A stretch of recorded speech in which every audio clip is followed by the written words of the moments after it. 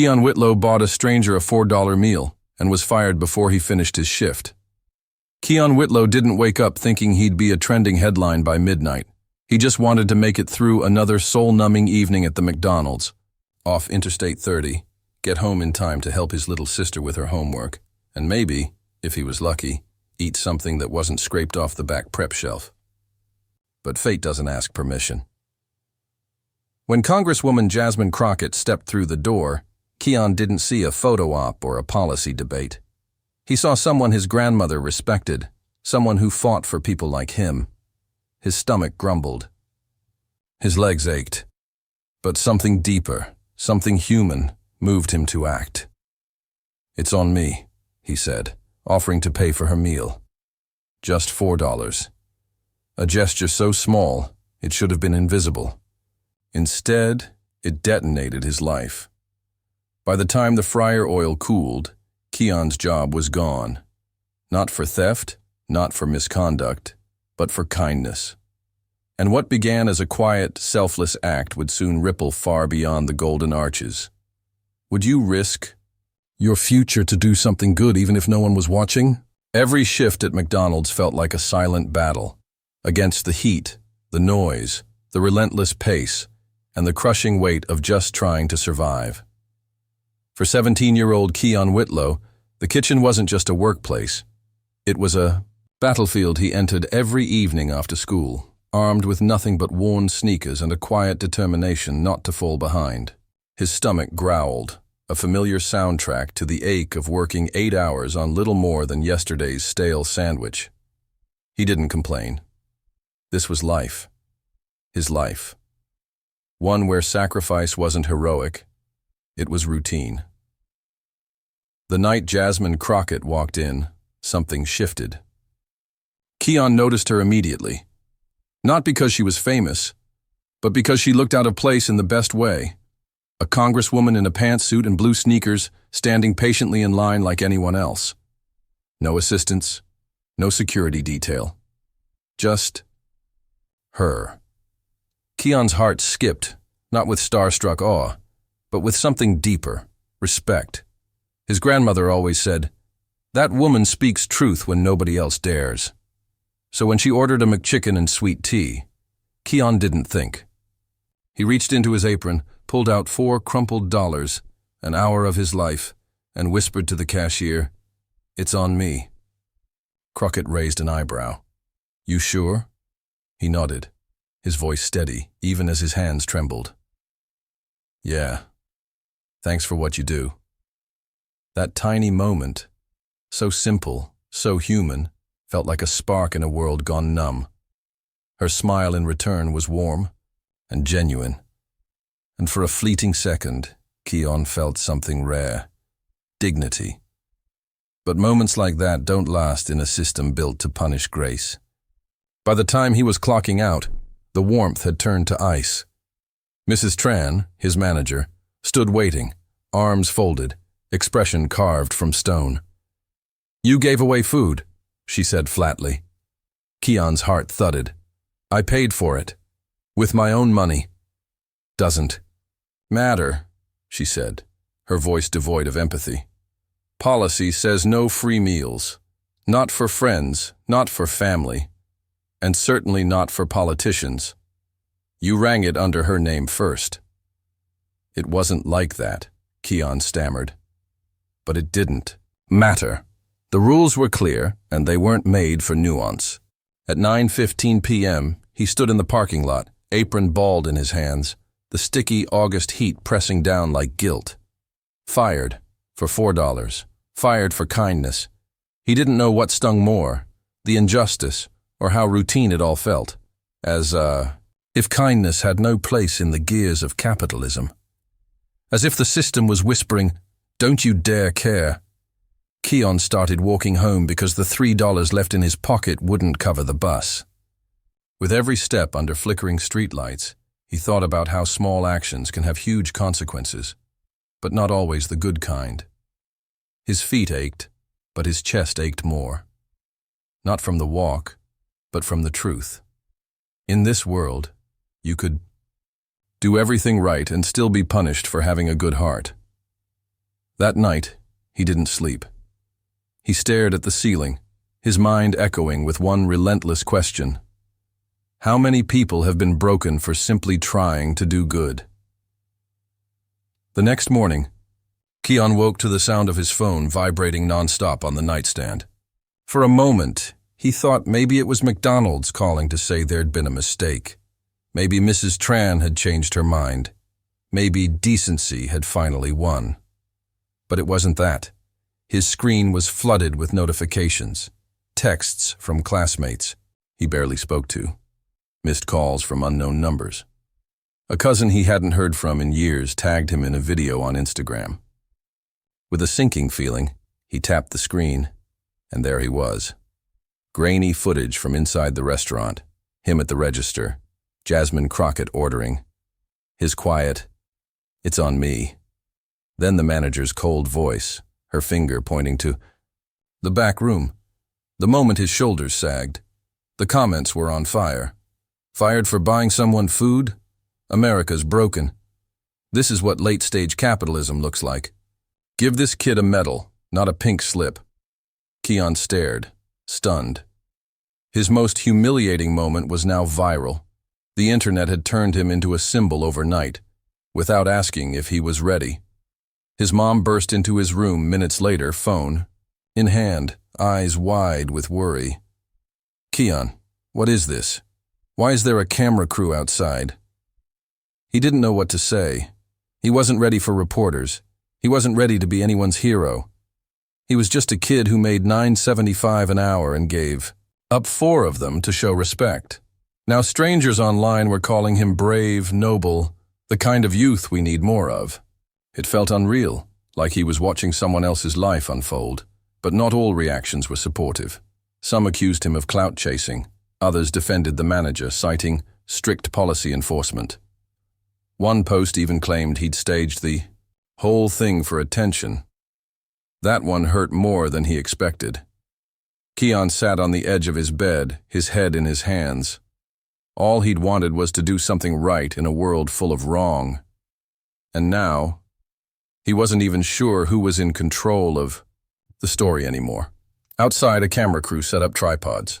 Someone yelled, "Keon, how does it feel to be America's new face of kindness?" He shut the window. Inside, his hands trembled, not from fear but from confusion. Why do people only care when there's a screen between them and the truth? The ego. Pressure built fast. Strangers asked for interviews. Local businesses offered him free meals. An influencer DM'd him about doing a brand collab. And through it all, Keon couldn't shake the feeling that no one really saw him. They only saw the headline, the symbol, the kid who got fired for doing the right thing. But what if he didn't want to be a symbol? What if he just wanted his job back? That night, as the sun dipped behind the rooftops and the buzz outside his house refused to die down, Keon whispered to himself, "Am I being lifted up or just being used?" 3 days after the video went viral, Keon was sitting on a metal folding chair in a cramped community center, his knees bouncing nervously under the table. Across from him sat 2 people in suits, neither of whom looked like they'd ever worked a fryer in their lives. They introduced themselves as PR consultants, representing community interests, but all Keon could hear was corporate polish wrapped around fake smiles. "We think your story is powerful," one of them said. "It resonates. It speaks to the heart of working-class America, but we need to shape the message carefully, keep it focused, controlled." "Controlled?" Keon echoed, his voice small. The other consultant leaned in, hands folded neatly on the table. "We're proposing a series of interviews, maybe even a spot on national television. But it's important we don't portray McDonald's too negatively. This is about inspiring hope, not stirring anger." Keon blinked. There it was, the catch. They wanted his story, but not his truth.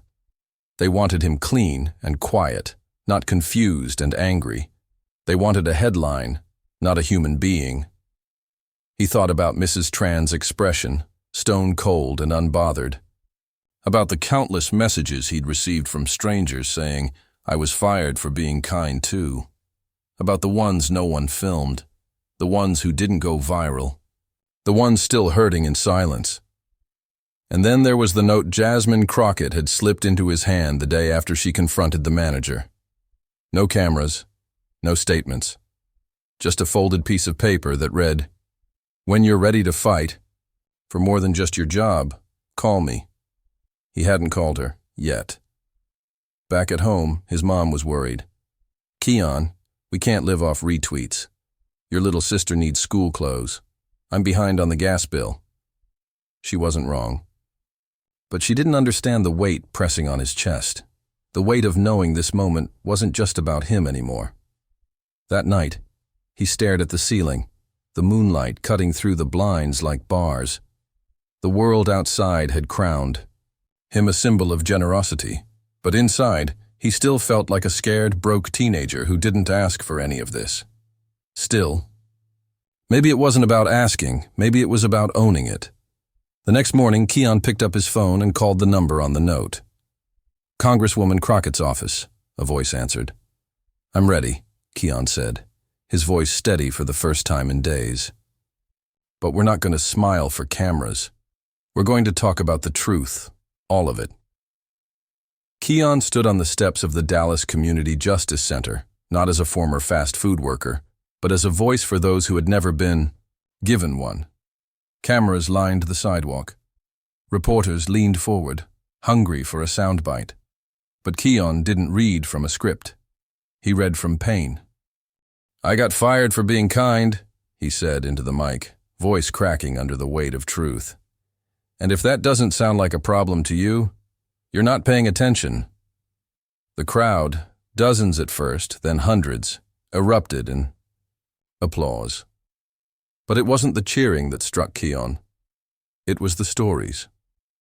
One by one, people approached him afterward. A nurse who was reprimanded for giving a patient an extra blanket. A cashier who got demoted for covering a co-worker's bus fare. A janitor fired for giving his leftover lunch to a hungry student. They weren't strangers anymore. They were survivors of a system that punished compassion. Congresswoman Crockett watched silently from the sidelines, letting Keon lead. She knew this had to come from him, but behind closed doors, she was already moving mountains, pressuring. Local lawmakers, drafting a Humanity in the Workplace bill, inviting Keon to speak before a state committee. But not everyone was thrilled. McDonald's corporate issued a second, more aggressive press release, accusing Keon of exploiting goodwill for personal fame. Some online trolls dug into his past, spreading rumors, twisting facts. Suddenly, Keon wasn't just a symbol, he was a target. One night, his mom came home to find their front door vandalized. The words "loyalty matters" were spray-painted across the porch in red. Keon stared at it for a long time. "I didn't ask for this," he whispered. His mom stood beside him, hand on his back. "Maybe not. But maybe you were built for it." And, slowly, the tide kept rising. Local businesses started posting signs that read, "Kindness is policy here." Schools invited Keon to speak. Hashtags like "Fire for Kindness" and "The People Over Policy" trended globally. And quietly, lawmakers began reconsidering the corporate protections that had long shielded these silent injustices. Keon wasn't trying to start a revolution, but he had. Keon sat alone on the rooftop of his apartment complex, staring out at the city lights. The night buzzed with distant sirens and honking horns, but in his chest there was a silence he couldn't shake. The world was finally listening, but it didn't feel like victory. It felt like pressure. He checked his phone. Another dozen interview requests. A flood of DMs. A national campaign wanted to feature him in an ad about youth resilience. But all he could think was, what if I say the wrong thing? What if I mess it all up? Being a symbol was exhausting. Downstairs, his mom cooked dinner for the first time in a while. Someone had anonymously paid their overdue electric bill. The fridge was full again. His little sister Maya had even started bringing her friends over after school, like their home was finally just Normal. But Keon didn't feel normal. He felt like a stranger in his own skin. Then came the email. A former McDonald's worker from Georgia had written him, "You gave me courage. I spoke up, and I got my job back, with a raise." Keon stared at the message for a long time. He read it again, and something cracked open inside him, a quiet, fragile hope. Maybe he wasn't just causing noise. Maybe he was causing change. That week, Congresswoman Crockett invited Keon to join a youth advisory panel in D.C. He hesitated. He wasn't a politician. He barely passed history class. But when Crockett looked him in the eye and said, "You're already shaping policy. You might as well be in the room," he nodded. But as he packed his bags, he still wrestled with doubt. Was he worthy of all this? Was he becoming the person people needed him to be, or losing who he really was? And deeper still, was it fair that he had to carry this at all? The conference room in Washington, D.C. wasn't as grand as Keon expected. No marble floors, no golden chandeliers, just a U-shaped table, stacks of policy briefs, and kids from all across the country who, like him, had something to say but were still learning how to say it. Most were older. Most wore blazers. Keon came in with clean sneakers. And his truth. He listened first. A girl from New Jersey talked about being kicked out of school for defending a bullied classmate.